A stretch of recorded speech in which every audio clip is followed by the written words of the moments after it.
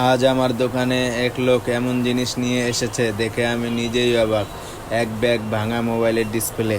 আজ দোকানে বসে কাজ করছিলাম, এমন সময় একটা ভদ্রলোক একটা ব্যাগ নিয়ে আমার দোকানে এলেন। তিনি বললেন, ভাই, কিছু ভাঙা মোবাইলের ডিসপ্লে আছে, যদি কাজে লাগে কিনে নেন। আমি ব্যাগ খুলে দেখি বিভিন্ন মডেলের অনেকগুলো ভাঙা ডিসপ্লে আছে। কিছু ডিসপ্লে পুরোপুরি নষ্ট, আবার কিছু ডিসপ্লে শুধু উপরের গ্লাস ভাঙা, ভিতরের অংশ ভালোভাবে পরীক্ষা করে দেখতে হবে।